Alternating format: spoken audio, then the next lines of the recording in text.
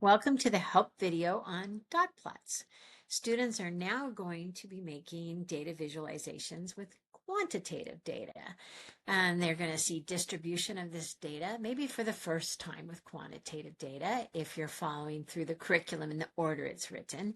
They're going to also take a look at what's typical in a quantitative data set and what does this term variability mean anyhow, and how do I apply that when I'm interpreting my data set? Before we jump into those, I want to remind us that Bootstrap has taken some time to create these wonderful live surveys within Pirate. They have created one for every data visualization we have. I highly recommend you look into them if you haven't already been using them for the other data visualizations. Here's the one for dot plots. It's a great way to engage your students because it's data on them. It's very easy to set up. There is another help video that Emmanuel has created that tells you how to set these up and connect them to a Pirate file and to a spreadsheet. And they go live, and it's generated from the students' responses. I would recommend it even as they come in the door. You hand them the link to go into the survey and have them put in their answer to their question. This one is how many letters are in your first name, and they put in their answer and hit submit, and it will update in real time. And so the dot plot here on the right, you could have that up on your screen, and that dot plot will be filling in live time as every student fills it in. And it's lots of fun for them to watch it. So if it's the first time they've ever seen a dot plot, they'll be watching it as they themselves are filling it in. It's a great way to introduce them to the data visualization and give them a chance to see what it's doing from their own data. Have the student save it for later after they do another worksheet. Before we jump into some of those worksheets, just want to answer for your purposes, why dot plots? They seem so simple, Joy. Why are we doing dot plots? Those seem babies, especially if I teach high school. Well, I taught AP Stats, so you want to know what we started with? Dot plots. Why? Well, on a dot plot, as you just saw, every individual's answer is seen. It's every data piece is visible. And box plots and histograms, no, you don't see every piece, and it's an aggregate data, and it's very difficult for students to maybe visualize the entire data set. And so because of that, research has recommended that you pair teaching of box plots and histograms with these dot plots. And I saw during training this summer and with students that connection does make a difference. So I highly recommend trying it. So let's start on our interpretation. So we just talked about how many letters are in your first name. So this worksheet says, well, here's a couple of classes that answered that survey. And they have group A and group B and ask the students to begin to look at a few terms. And you see the terms across here. What are the peaks? In group A, there's a peak at 4 letters. That means that, a large number of the students, more of the students had a 4 than any of the other numbers that appeared there. We see that it's clustered between 3 and 6-ish, maybe. So where's a cluster of data that's going on there in Group A? Are there any gaps? Not necessarily. Maybe at 7. We don't have anyone at 7 or at 10.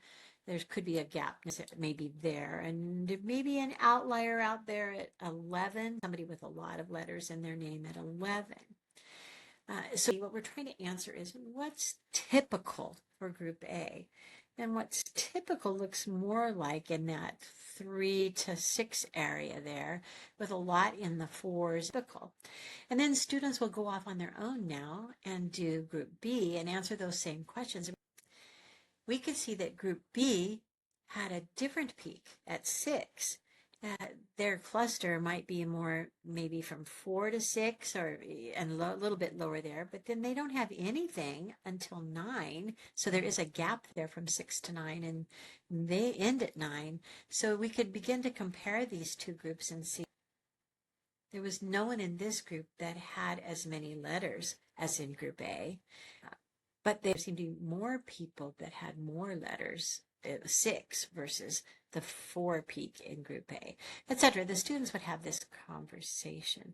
And we're basically saying what seems to be typical. Remember, we're estimating because not everybody had 4 letters or not everybody had 6 letters.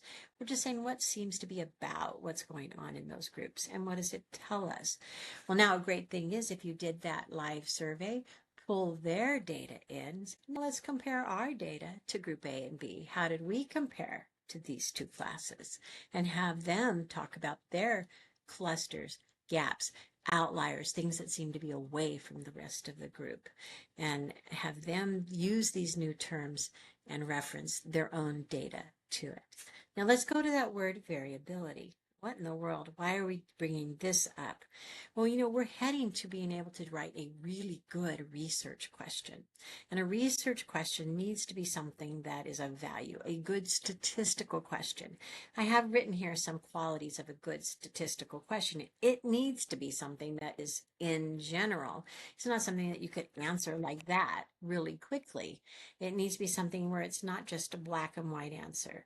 You do need to gather some data and do some research on the data in order to come up with a about answer, an estimate of an answer, and that you would expect some variability, that it wouldn't always be the same answer.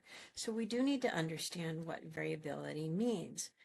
I wish to goodness when I was teaching AP Stats that I had seen this lesson before, actually. I was really excited when I saw this. Starting to teach variability with categorical data first does help students get a deeper understanding. I really believe this. And so there's a worksheet that has them looking at variability in 2 ways. Start with looking at it with categorical variables, which is more concrete, I believe. Like here's 2 groceries bags, and you see one that has 12 apples and 1 banana. There's not a lot of variability in that bag. It's mostly apples. Whereas Juliet's groceries over here, we've got peaches and kiwis and oranges. And there's a lot more variability in her grocery bag. I see how things look. Just if I reach into that bag, there's a lot of chance I'm going to get something different each time versus if I reach into the other bag, I likely get an apple. Not much variation, not much variability. Same thing in the next example there. You go to a 6th grade student there. I'm in the 6th grade. Well, hopefully if they're a 6th grade student, they're going to say the truth and say, yes, true, right? But I'm wearing blue today. Not everybody's going to wear blue that day necessarily. So you're going to have variability. Now you go on to your quantitative variable, and your quantitative variable is just in general. Now, on average, in general, typically, students in our class have the same number of letters in their first names. Well, it's not going to be that way all the time. Right? And here's wake up times on Wednesday or Saturday for a group of 9th graders. Which one would have greater variability here? Right. Well, Wednesday, we all go to school, so it's pretty similar. But Saturday, when we don't have to get up and go to school, look at those times and how different they are. Maybe some have sports they have to get up and go to, or their parents say, you're still getting up and going to do your chores. The variability is huge on Saturday. So we now see that same variability on our dot plots, and we ask the students to take a look at that. So which dot plot corresponds, A or B, to these situations? Hours of sleep on Monday night versus Saturday night. Same thing we were just talking about, like Wednesday versus the weekend. On the weekend, probably the students have much wider, well, I've got the word down here, range. So you want to take a look at the range and you want to look at the different variability. How many different values can your axes take down here on a Saturday night? A lot more options, right? Than on a Monday night, because they've got to get up the next morning and go to school. So you could see that plot B is more likely to be that Monday night because that's where students are going to need to get up and go to school, versus look at that, 5 hours to 12 hours, someone who stayed up all night versus someone who's sleeping in all day because they don't have to go to school. And you have another example down there, but you could see, you take a look at your range.